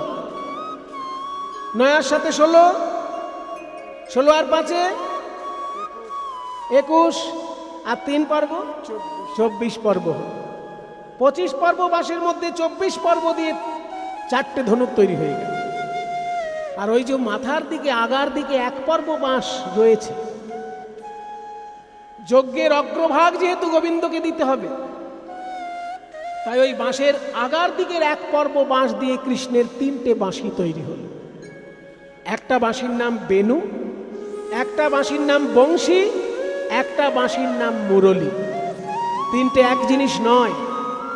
বেনু হলো ছোট, মুরলী হলো বড়, আর বংশী হলো মাঝারি। বেনু কাকে বলে? পারিকাক্ষ ভাবে বেনু দ্বাদশাঙ্গুল দৈর্ঘ্য ভাগ। কৃষ্ণের যে বাঁশিটা 12 আঙুল লম্বা, 12 আঙুল কাকে বলে? এগুলো আগেকার হিসেব, এখনকার লোকে বুঝবে না। এখনকার লোকে ইঞ্চি বোঝে, ফুট বোঝে, মিটার বোঝে। এই আঙুল, হাত, এগুলো সব প্রাচীন হিসেব। 1 আঙুল মানে এই যে এই গোটা আঙুলটা নয়, আঙুলের আগা থেকে যে এই দাগটা পর্যন্ত, এই আঙুলের আগা থেকে দাগ পর্যন্ত যে মাপ, এটাকে বলে 1 আঙুল। সোজা কথায় 1 ইঞ্চির কাছাকাছি। 1 আঙুল মানে 1 ইঞ্চি। তাহলে 12 আঙুল লম্বা যে বাঁশি, অর্থাৎ 1 ফুট, কৃষ্ণের যে বাঁশিটি, সেটাকে বলে বেনু। তাতে 6টি ছিদ্র আছে। আর কৃষ্ণের যে বাঁশিতে 17 আঙুল লম্বা, 8টি ছিদ্র, সেটাই আজকে আমরা আলোচনা করছি। 8টি ছিদ্রযুক্ত বাঁশি, 17 আঙুল লম্বা, এটাকে বলে বংশী। আর যে বাঁশিটায় 2 হাত লম্বা কিন্তু 4টে ছিদ্র, তাকে বলে মুরলী। হস্তদ্বয়মিতায়ামা মুরলী চারু নাদিনী। এই 3টে বাঁশি তৈরি হলো ওই এক যজ্ঞের অগ্রভাগ দিয়ে, এক পর্ব বাঁশ দিয়ে। তাই রাধারানী বলছেন, যে বাঁশের ঝাড় থেকে বাঁশি তৈরি, আমি ওই ঝাড় পেলে উপড়ে দেব, কিন্তু ঝাড় তো নয়, ওটা ব্রহ্মার যজ্ঞে বৃহস্পতি করেছিলেন, 25 পর্ব বাঁশ উঠেছিল, তার আগা থেকে তৈরি হয়েছে। তাহলে বাঁশি তৈরি হলো কি করে সেটা আমরা জানলাম। এই বাঁশি পূর্ব জন্মে কে ছিল সেটাও জেনে নি একই প্রসঙ্গে। বাঁশি পূর্ব জন্মে ছিলেন কে জানেন? স্বয়ং মা সরস্বতী। এক হাতে বীণা আর এক হাতে পুস্তক ধরে যিনি সঙ্গীত শিক্ষা দেন এবং বিদ্যা শিক্ষা দেন, সেই মা সরস্বতী একবার চিন্তা করেছিল, হে গোবিন্দ, আমি তোমার উদ্দেশ্যে কত গান করি, কিন্তু তোমার অধর সুধা কি আমি কোনোদিন পাবো না? তুমি যখন বৃন্দাবনে গিয়ে লীলা করবে, আমি তোমার অধর সুধা পেতে চাই, অধরের সুধা। তখন গোবিন্দ বলেছিল, সরস্বতী, তুমি সরস্বতী রূপে আমার অধরের সুধা পান করতে পারবে না, তুমি বংশী রূপ ধারণ করে আমার সঙ্গে বৃন্দাবনে যাবে। আমি বৃন্দাবনে গিয়ে যেখানে যখন থাকবো বাঁশি বাজাবো, আর বাঁশি বাজাতে গেলেই তো অধরে স্পর্শ করাতে হবে। তাই তুমি বাঁশি রূপ ধারণ করে আমার অধরের সুধা পান করবে। তাই সরস্বতী বংশী রূপ ধারণ করে অধরের সুধা পান করছে। তাহলে বাঁশি পূর্বজন্মে ছিলেন মা সরস্বতী, বাঁশি পরজন্মে কে হলেন সেটাও জেনে নিন। একদম আদ্যপান্ত ইতিহাস আজকে আমরা শুনছি। বাঁশি পূর্বজন্মে সরস্বতী, আর বাঁশি পরজন্মে কে হলো জানেন? যখন শ্রীকৃষ্ণ ভাবলেন আমি গৌরাঙ্গ হয়ে নবদ্বীপে যাব, তখন বাঁশি কেঁদে উঠে বলে, হে গোবিন্দ, এতদিন আমি তোমার অধরে বেজেছি, আমি কি তোমার সঙ্গে যেতে পারবো না? তখন গোবিন্দ বলে, ওরে বাঁশি, তুই আগামী কলিযুগে যাবি, কিন্তু 2টো রূপ ধারণ করে যাবি। একদিকে তুই মধুর মৃদঙ্গ রূপে কীর্তনের আসরে বাজবি, তাই যেখানেই কীর্তন গান হয় খোল বাজে। এই মধুর মৃদঙ্গ হচ্ছে সেই শ্রীকৃষ্ণের বংশী। কলিযুগে বাঁশি এসেছে মৃদঙ্গ রূপ ধারণ করে। আর একটা রূপে তুই যাবি, বংশী বদন চট্টোপাধ্যায় রূপে, বংশী বদন পদকর্তা রূপে তুই গিয়ে বাঁশির গান লিখবি। বাঁশির আদ্যপান্ত ইতিহাস তোর মধ্যে দিয়ে কলিজীব জানতে পারবে। তাই শ্রীকৃষ্ণের যে বাঁশি, সেটা কলিযুগে 2 রূপে এসেছে। একদিকে মধুর মৃদঙ্গ, আর একদিকে পদকর্তা বংশী বদন। এই যে গানগুলো আপনারা শুনছেন, বংশী শিক্ষার বেশিরভাগ পদই ওই লিখেছেন বংশী বদন। তাই এত ইতিহাস আমরা জানতে পাচ্ছি। কোন বা ঝাড়ের বাজাও বাঁশি তার লাগি পাই, কোন বা ঝাড়ের বাজাও বাঁশি তার লাগি পাই, ডালে মূলে উপারিয়া সাগরে ভাষায়, ডালে মূলে উপারিয়া সাগরে ভাষায়। এই যে পদটি আমি গাইছি, এই পদের লেখক কিন্তু বংশীবদন নয়। যে পদটা এখন গাইছি, এই পদের লেখক হচ্ছেন একজন মুসলমান। কি আশ্চর্য আমাদের ভারতবর্ষের সাধনা দেখুন, কীর্তনের গান, কিন্তু লেখক মুসলমান। কট্টরপন্থা আমাদের বাংলায় ছিল না, ওই বিদেশ থেকে আমদানি হচ্ছে কট্টরপন্থা, বাংলায় এসে জায়গা করে নিচ্ছে। নইলে দেখুন আমাদের বাংলায় কাজী নজরুল ইসলাম জন্মগ্রহণ করেছেন, তার ভিতরে কি কট্টরপন্থা ছিল? যদি নজরুল ইসলামের ভেতরে কট্টরপন্থা থাকতো, সে কি লিখতে পারত? হরি সে হরি কেমন বল সখী, সে হরি কেমন বল, নাম শুনে যার এত প্রেম জাগে, চোখে আলে এত জল। নাম শুনে যার এত প্রেম জাগে, চোখে আনে এত জল, সখী সে হরি কেমন বল। সে কি আসে এই পৃথিবীতে, গাহে রাধা নাম বাঁশরীতে,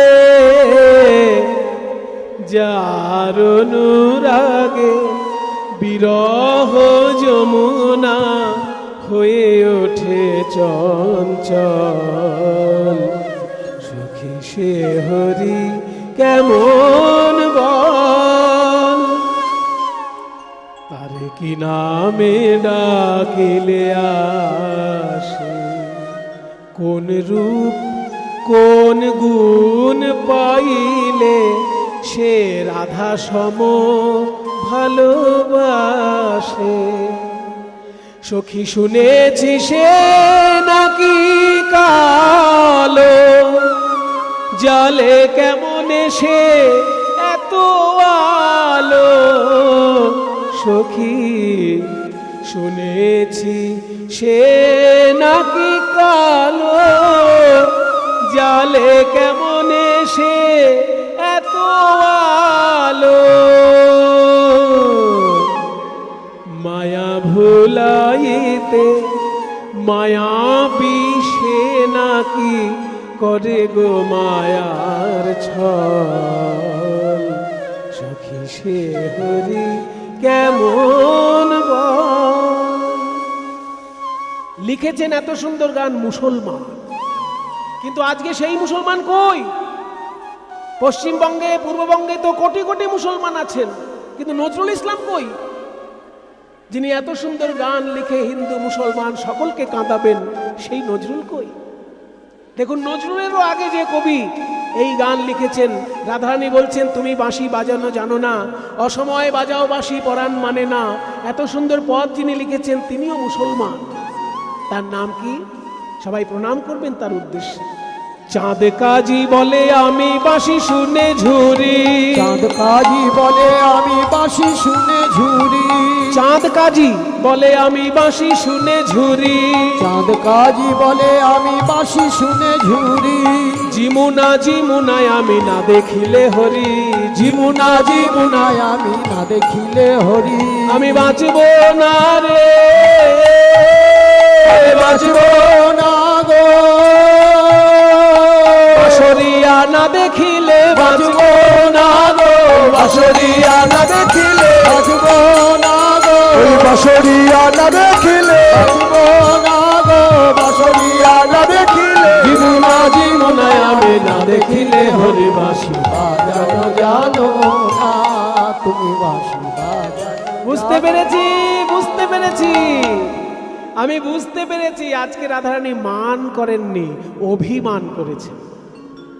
আমি যখন তখন বাঁশি বাজিয়ে ফেলি, তাই ওনার কষ্ট হয়। বলো রাধে, আমি কি করলে তুমি সুখ সুখ পাবে? কি করলে? তোমার পায়ে ধরে অনুরোধ করি বধূ, তুমি আমাকে একটু বাঁশি শিখিয়ে দেবে? যদি এই বাঁশি বাজানো তুমি আমাকে শিখিয়ে দিতে পারো, আমি কথা দিচ্ছি, আমি ছাত্রী হিসেবে তোমার শ্রেষ্ঠ ছাত্রী হিসেবে প্রমাণ করে দেব নিজেকে। আর এই বাঁশি আমি এমন বাজাবো, তুমি আকুল হয়ে সেই বাঁশি শুনবে। আমাকে একটু শিখিয়ে দাও বধূ। ঘর হইতে আইলাম বাঁশি শিখিবার তরে, এখন নিজ দাসী মনে করি, বাঁশি শিখা হয় আমারে, ওই বাঁশি শিখা হয় আমারে, ওই বাঁশি শিখা হয় আমারে, ওই বাঁশি শিখাও আমার, ওই বাঁশি শিখা হয় আমারে, শিখাও আমারে। কোন রন্ধ্রের গানে বধূ গাও কোন গীত হে বাঁশি শিখাও আমারে, আরে কোন রন্ধ্রের গানে রাধার হরিলে চিত হে বাঁশি শিখাও আমারে। তোমার বাঁশিতে তো অনেকগুলো ছিদ্র আছে, কোন কোন ছিদ্রের কি কি কাজ আমায় বুঝিয়ে দাও। তোমার বাঁশি বাজলে দেখেছি কদম ফুল আপনা আপনি ফুটে যায়, কিভাবে হয় সেটা? কোন রন্ধ্রের গানে বলো কদম ফুল ফুটে হে বাঁশি শিখাও কোন আমারে, রন্ধ্রের গানে ব্রজ গোপীর প্রেম লুটে হে বাঁশি শিখাও আমারে। গোবিন্দ বললেন, রাধে তুমি আমার প্রিয়তমা, তোমাকে তো আমি শেখাবই, কিন্তু আমার কাছে বাঁশি শিখতে গেলে তোমাকে কয়েকটা আদব কায়দা শিখতে হবে। আবার আদব কায়দা কি বধু? বলে প্রথম কথা হচ্ছে 3 জায়গায় বাঁকা করে দাঁড়াও। বলে এত সুন্দর দেহ দিয়েছে ভগবান আমাকে, আমি আবার বাঁকা হয়ে দাঁড়াবো? বলে হ্যাঁ, বাঁকা হতে হবে। 3 জায়গায় বাঁকা। কৃষ্ণ 3 জায়গায় বাঁকা কেন? এটারও একটা তত্ত্ব আছে। স্বর্গের দেবতাগণ ডাকছেন, হে গোবিন্দ দেখা দাও। তাই স্বর্গের দেবতাদের দিকে তাকাতে গিয়ে উপরে ঘাড় বাঁকা। মর্তের মানুষ ডাকছে, হে গোবিন্দ দেখা দাও। তাই মর্তের মানুষের দিকে তাকাতে গিয়ে কোমর বাঁকা। পাতালের দৈত্যকুল আর নাগকুল ডাকছে, হে গোবিন্দ দেখা দাও। পাতালের দিকে সাড়া দিতে গিয়ে চরণ, ঘাড় বাঁকা, কোমর বাঁকা, চরণ বাঁকা, এই ত্রিভঙ্গ হয়ে দাঁড়ায়। মুরলি শিখিবে রাধে, শিখাইব মন সাধে। যে বা বলি শুনো ও বিনোদিনী, যা বলি তাই শুনো ও বিনোদিনী। শোনো, আমার বাঁশি শিখতে গেলে 3 জায়গায় বাঁকা করে দাঁড়াতে হবে। তাছাড়া গায়ের রং কালো করতে হবে। এত সুন্দর রং দিয়েছে ভগবান আমাকে, সেটা আমি কালো করব? হ্যাঁ, কালো করতে হবে। কি করে কালো করব? বলছে মৃগনাভি কস্তুরী। মৃগনাভি কস্তুরী এনে গায়ে মাখলেই কালো হয়ে যাবে। তাই মৃগনাভি কস্তুরী এনে রাধারানীর গায়ে মেখে সোনার অঙ্গ কালো করলে। বলছে বাঁকা হয়ে যদি দাঁড়াতে না পারো, তাহলে আমার এই লাঠিটা দিচ্ছি, লাঠির উপর হাত ভর রেখে রাধারে লই আসেন, মুরলি শিখায় মহানন্দে আনন্দে। মুরলি শিখায় মহানন্দে। প্রথম রন্ধ্রের গানে ব্রহ্মার ভাঙিল ধ্যানে। প্রথম রন্ধ্রের গানে ব্রহ্মার ভাঙিল ধ্যানে। এই দেখো রাধে আমার বাঁশির কি চমৎকার। বাঁশিতে প্রথম রন্ধ্র যখনই বাজলো, অমনি ব্রহ্ম লোকে ব্রহ্মার ধ্যান ভঙ্গ হলো। চমকে উঠলেন ব্রহ্মা, এত সুন্দর বাঁশি কে বাজাচ্ছে? আমি গিয়ে তার চরণে বন্দনা করতে চাই। ব্রহ্মারও ভাঙিল ধ্যানে। প্রথম রন্ধ্রের গানে ব্রহ্মার ভাঙিল ধ্যানে। দ্বিতীয়তে যমুনাও যায় হে রাধে। দ্বিতীয়তে যমুনাও যায় হে রাধে। দ্বিতীয় রন্ধ্র যখনই বাজলো, অমনি যমুনার জল উল্টো দিকে চলল। আপনারা জানেন যমুনা সৃষ্টি হয়েছে হিমালয় পর্বতে, আর সেই জল নেমে আসছে প্রয়াগে। প্রয়াগে এসে গঙ্গার সঙ্গে মিলিত হচ্ছে যমুনার জল। তার মানে একমুখী ধারা বইছে। কিন্তু যখনই কৃষ্ণের বাঁশি বাজে, অমনি যমুনা উল্টো দিকে যাচ্ছে। কেন উল্টো দিকে যাচ্ছে?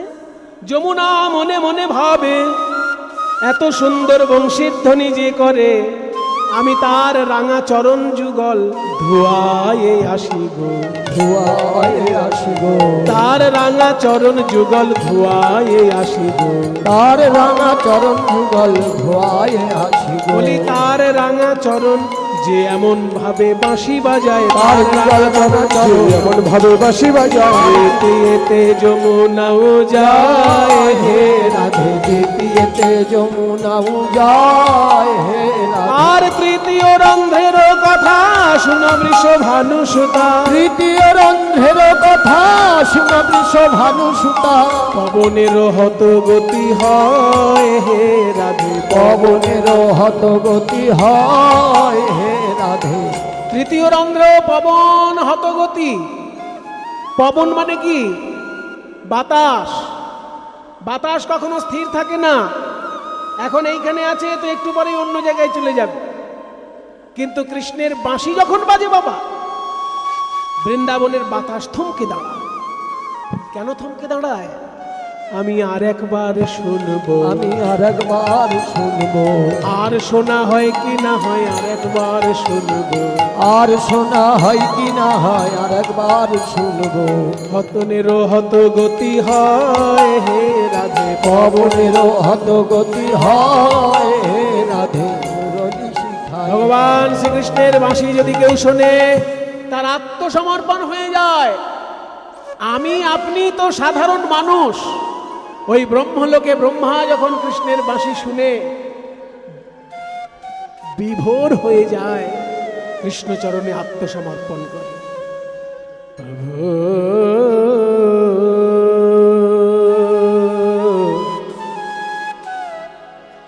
প্রভু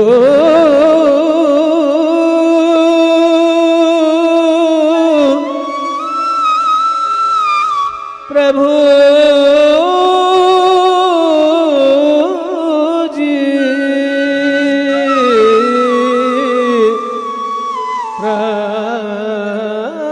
প্রভু জি, प्रभु मेरे अवगुण चितना भजो।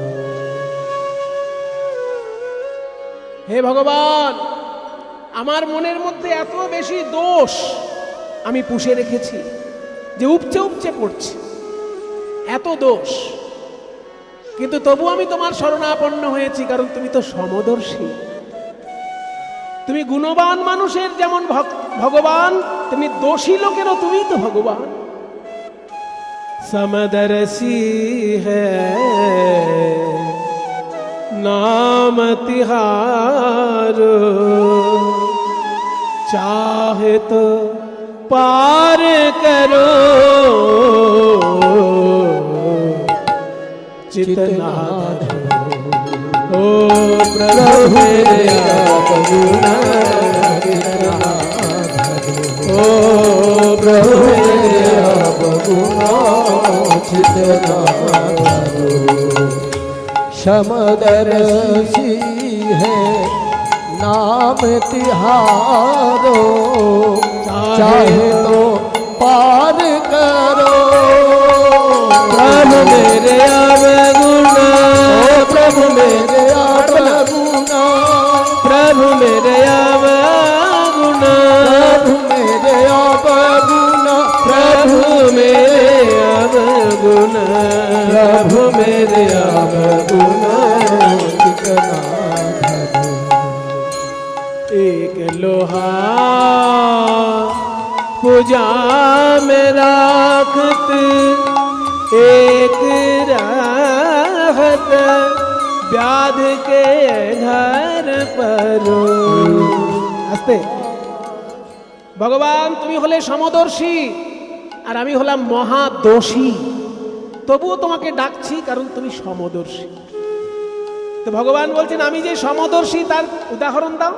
উদাহরণ দিচ্ছি, একটা লোহার কাটারি পুজোর মন্দিরে আছে ঠাকুরের ফল কাটবে বলে, আবার একটা লোহার কাটারি মাংসর দোকানে আছে নির্বিচারে পশু হত্যা করবে বলে। তাহলে একটা কাটারি পুজোর মন্দিরে পুণ্য করছে আর একটা কাটারি মাংসর দোকানে পাপ করছে, কিন্তু দুটো কাটারি যখন পরশ পাথরের কাছে আসবে, পরশ পাথর কি বলবে আমি শুধু পুজোর মন্দিরের কাটারিকে সোনা করব আর মাংসর দোকানের কাটারিকে সোনা করব না। পরশ পাথর হলো সমদর্শী, তার কাছে পুজোর মন্দিরের কাটারি আসলেও সোনা হয়ে যাবে আর ওই মাংসর দোকানের কাটারি আসলেও সোনা হয়ে যাবে। पारस के मन दुविधा नहीं है, पारस के मन दुविधा नहीं है, दोनों एक कांचन करो चितना ओ प्रभु प्रभु मेरे अवगुणा चितना धरो। प्रभु मेरे अवगुणा चितना धरो।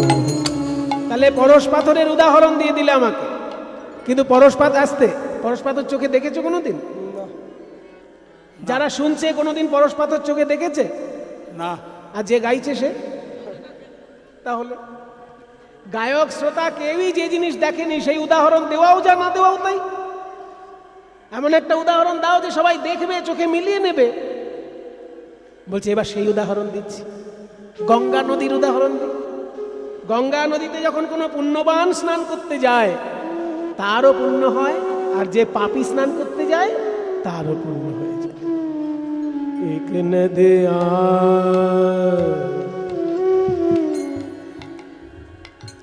एक नदिया एक नार कहावत मैलो नीर भैरो। বলছে একটা হলো নদীর জল, একটা হলো নর্দমার জল। নদীর জল পরিষ্কার, নর্দমার জল ময়লা, কিন্তু দুটো জলই যখন গঙ্গায় এসে মেশে দুটোই গঙ্গা জলে পরিণত হয়ে যায়, তাই না?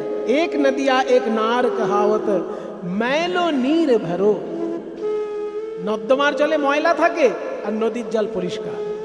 दोनों मिले जब एक बरन भय सुर सुरी नाम धरो। নর্দমার জলও তখন গঙ্গা জল, নদীর পরিষ্কার জলও তখন গঙ্গা জল। তেমনি তুমি হলে পরব্রহ্ম আর আমি ক্ষুদ্র জীব। एक जीव एक ब्रह्म कहावत सूरदास जगरो।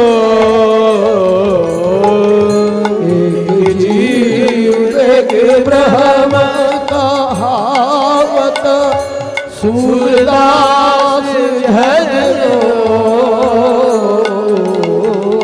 अज्ञानी से भेद होवे, अज्ञानी से भेद होवे। ज्ञानी काहे भेद करो चितना धरो।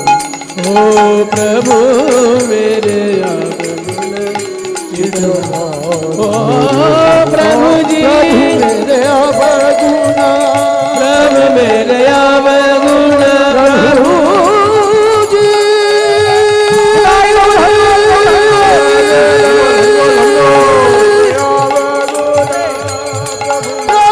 जी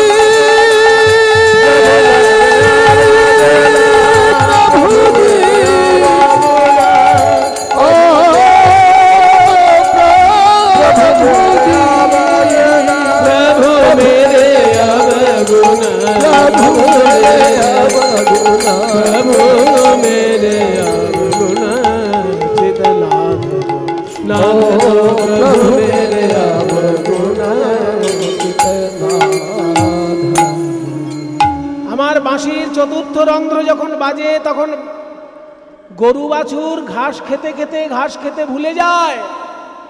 চতুর্থ রন্ধ্রের সুরে ধেনুগণ আপনি ফিরে তৃণমুখে ঊর্ধ্বপুচ্ছে ধায়। পঞ্চম রন্ধ্রের গানে গোপিকার বিধে প্রাণে, পঞ্চম রন্ধ্রের গানে গোপিকার বিধে প্রাণে। আলু থালু পাগলিনী ধায় হে রাধে, আলু থালু পাগলিনী ধায় হে রাধে। ষষ্ঠ রন্ধ্রে কি হয় জানো? 6 ঋতু একসঙ্গে প্রকাশ পায় আমার বাঁশির 6 নম্বর ছিদ্র যখন বাজে। ষষ্ঠ রন্ধ্রের গীতে কদম্ব হয় বিকশিত, ষষ্ঠ রন্ধ্রের গীতে কদম্ব হয় বিকশিত। ওই যে বললে না কদম ফুল আপনা আপনি ফোটে, ষষ্ঠ রন্ধ্রে ফোটে।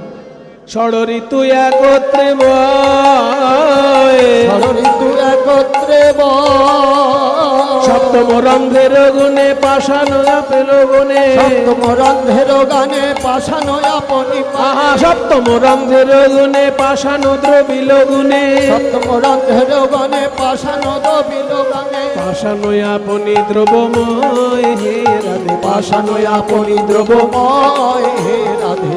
পাথর গলে যায় সপ্তম রন্ধ্রে। কীর্তন যখন শুরু করেছিলাম সেই জীব গোস্বামী আর রূপ গোস্বামীর কাহিনী শুনিয়েছিলাম। শ্রীকৃষ্ণের বাঁশি শুনে পাথর গলে যায়, সেটা কোন রন্ধ্র আজকে মুখস্থ করে নিন। বাঁশিতে যে মোট 8টি ছিদ্র আছে তার মধ্যে 7 নম্বর ছিদ্রটা বাজলে পাথর গলে জল হয়ে যায়। তাহলে আমার বাঁশি শেখানো হয়ে গেল তো? সম্পূর্ণ তো?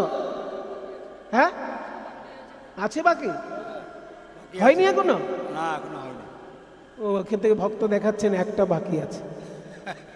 ও 8টা ছিদ্রে বলেছিলাম না, 7টা পর্যন্ত বলেছে, একটা বাকি রেখেছে, ওইটা থাক, ওটা থাক। সব শিখিয়ে দিতে নেই ছাত্রকে। এই ছাত্র কিছু মনে করো না, ছাত্র কিছু মনে করো না, এদিকে ছাত্র এদিকে ছাত্র, কিছু মনে করো না বাবা। শিষ্যকে যদি গুরু সব কিছু শিখিয়ে দেয় না, তাহলে শিষ্য শেষকালে কি করে জানো? গুরু মারা বিদ্যা শুরু করে দেয়। গুরু মারা বিদ্যা কিরকম? একজন কুস্তিগির তার ছাত্রকে কুস্তি শিখিয়েছে, নানা রকম কুস্তি। এই শোন, কিভাবে ঘুষি চালাবি দেখ। আগে হাত পা ঢিলে করে নিবি, হাত পায়ের মধ্যে জড়সড় ভাব থাকলে পরে ঘুষি চালাতে পারবি না। ঘুষি চালাতে গেলে আগে হাত পা ঢিলে ঢালা হওয়া চাই। তারপরে কি করবি দেখ, বুড়ো আঙুলটা ভিতরে থাকবে, 4টে আঙুল দিয়ে বুড়ো আঙুল ঢাকবি, তারপর ঘুষি তৈরি করবি। বুড়ো আঙুল ভিতরে থাকবে, বুড়ো আঙুল যদি বাইরে থাকলে আঙুল ভেঙে যাবে। ওই জন্য বুড়ো আঙুল ভিতরে চাই, আর 4টে আঙুল দিয়ে ঢাকবি। এইবার মনে করবি তুই কাউকে সামনে ঘুষি মারবি, কিভাবে মারবি? মনে করবি শরীরের সমস্ত শক্তি এই হাতের ভিতর দিয়ে ওর মুখের উপর দিয়ে, সমস্ত শক্তি এই হাতের ভিতর দিয়ে ওর মুখের উপর গিয়ে পড়বে। তারপরে একটা ঘুষি মেরে ভাববি না যে কেল্লা ফতে করে দিলাম, কারণ ও কিন্তু তোকে মারবে। সেই জন্য এই ঘুষি যখন মেরে দিবি, সঙ্গে সঙ্গে হাত গুটিয়ে নিবি। মেরে হাত ওইখানে রেখে দিবি না, মারার সঙ্গে সঙ্গে হাতটা গুটিয়ে নিবি, আবার উল্টো দিকে গুটাবি, উল্টো দিকে। মানে ঘুষি যদি এরকম মারিস, হাত এরকম নিবি না, ঘুষিটা এরকম মেরে হাতটা গুটাবি উল্টো দিকে। এগুলো শিখতে হয় বাবা, এগুলো ক্যারাটের মাস্টার যারা তাদের কাছে শিখে নেবে। আমার এক বন্ধু আছে বিধান বলে, সে ক্যারাটের বিরাট বড় মাস্টার। সে আমাকে 2-1টা শিখিয়েছিল, বলে সুমন অনেক জায়গায় তো ঘুরিস, কোথাও কখনো কাজে লাগলে লাগিয়ে দিতে পারবি। ওই জন্য 2-1টা মারপ্যাচ শিখিয়ে রেখেছিল আমার। তো ঘুষি মারার অনেক বিদ্যা আছে। বলছে হাতে যখন মারবি, সোজা এরকম উপর করে হাতটা যাবে, মারবি এরকম, আর এদিকে বাঁ হাতে কিন্তু একটা ঘুষি রেডি করবি উল্টো দিকে। ডান হাতে যখন মারবি, বাঁ হাতে রেডি করবি। যেই ডান হাতে মেরে দিলি, সঙ্গে সঙ্গে মেরেই হাতটা গুটিয়ে নিবি, এই দিকের হাতটা চলে যাবে। আর ঘুষি মারার সময় দম আটকে রাখবি না, দম ছেড়ে ঘুষি মারবি। হুস।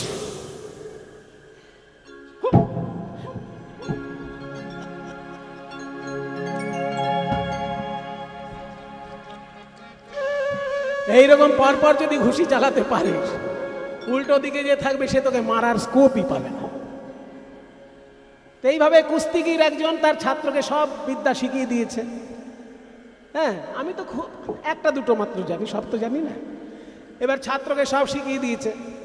ছাত্র করেছে কি, গুরুর কাছে সব বিদ্যা শেখার পর হঠাৎ একদিন খবরের কাগজে লিখে দিয়েছে, বিশেষ সংবাদ, আমার গুরুর সঙ্গে আমার ওপেন স্টেজে লড়াই হবে।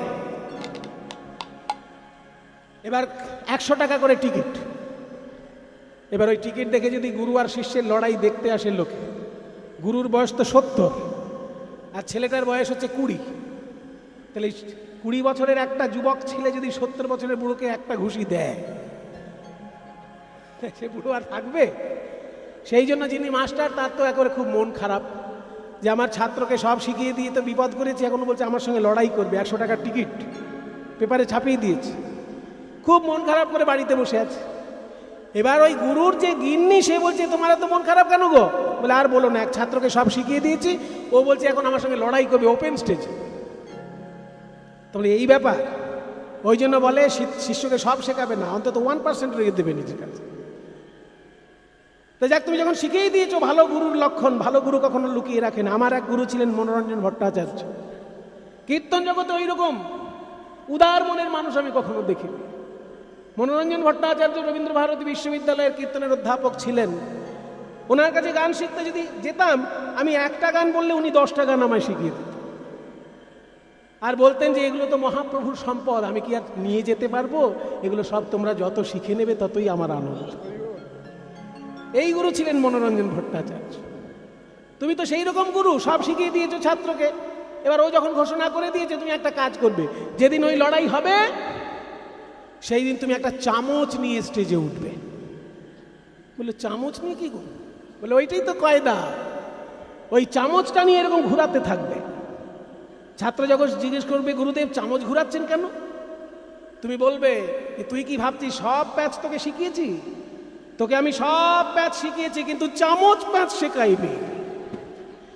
এইটা দিয়েই তোকে ঘায়েল করব আগে।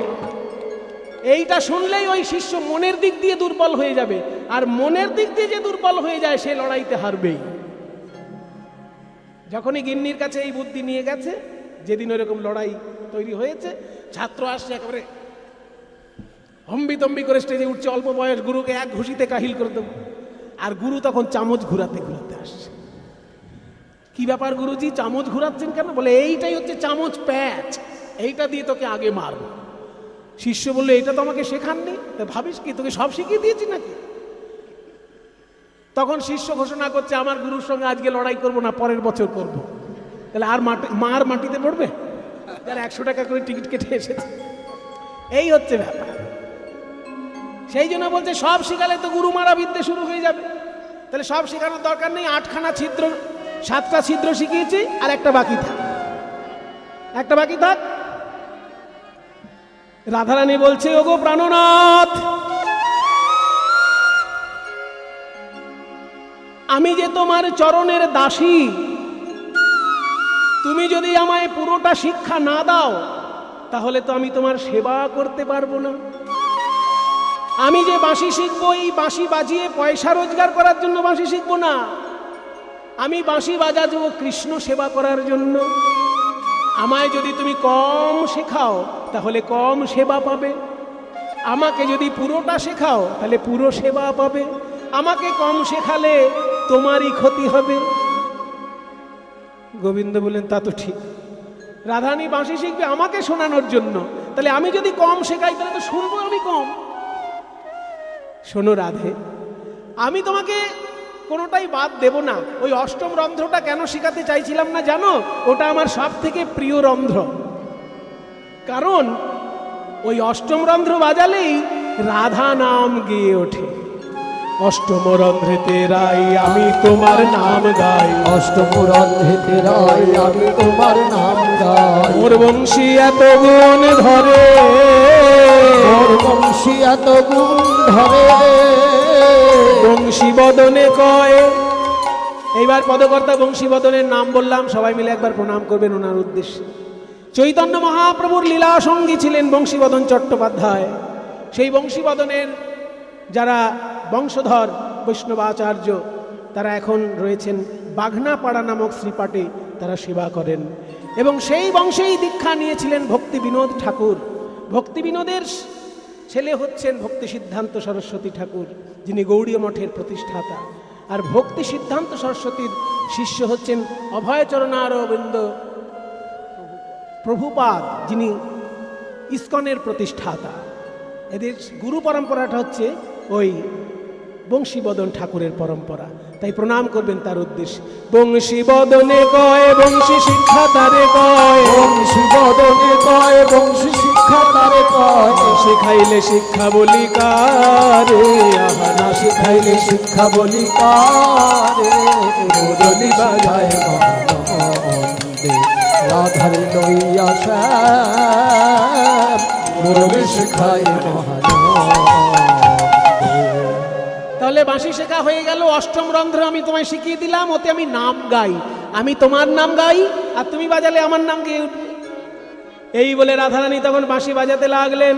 বাজে রে বাঁশরে বৃন্দাবনে, বাজে রে বাঁশরি বৃন্দাবনে, বৃন্দাবনে বাজে, বৃন্দাবনে বাজে, বৃন্দাবনে বাজে রে বাঁশরি বৃন্দাবনে, বৃন্দাবনে রাধার বদনে বাজে মধুর তাল, রাধার বদনে বাজে সুমধুর তাল।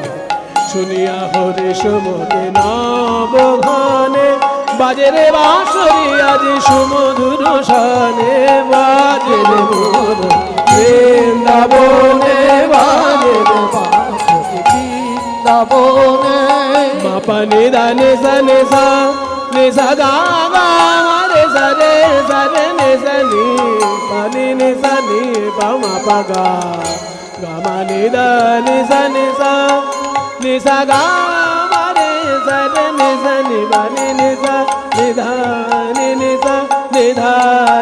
সা বৃন্দাবনে বাজে রে বাঁশরি বৃন্দাবনে বাজে রে বাঁশরি বৃন্দাবনে রাধার বদনে বাজে কৃষ্ণ বাজে কৃষ্ণ বাজে কৃষ্ণ কৃষ্ণ কৃষ্ণ কৃষ্ণ কৃষ্ণ কৃষ্ণ কৃষ্ণ কৃষ্ণ কৃষ্ণ কৃষ্ণ কৃষ্ণ যখনই রাধা রানীর বাঁশিতে কৃষ্ণ কৃষ্ণ নাম বেজে উঠেছে অমনি প্রাণ গোবিন্দ আকুল হয়ে উঠেছেন রাধে তুমি বাজিও না ওই বাঁশি বাজিও না আমার যে বুক ফেটে যায় রাধার বদনে বাজে কৃষ্ণ ধ্বনি রাধার বদনে বাজে কৃষ্ণ ধ্বনি শুনি হরষিত শ্যাম গুণমণি শুনি হরষিত শ্যাম গুণমণি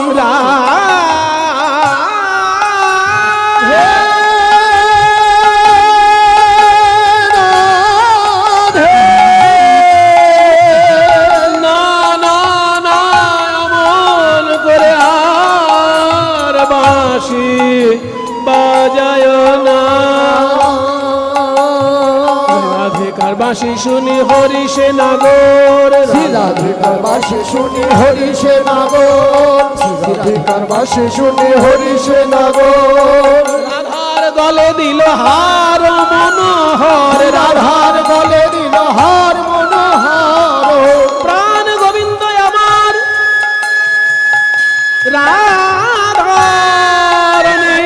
বাঁশি শুনে বাসি শুনে আনন্দে উৎফুল্লিত হয়ে নিজের গলার হার খুলে রাধা রানীর গলায় পরিয়ে দিলেন রাধারানীর গলায় পরায়ে দি সবাই বলে রাধা রানী কি জয় রাধা রানী কি জয় রাধা রানী কি জয়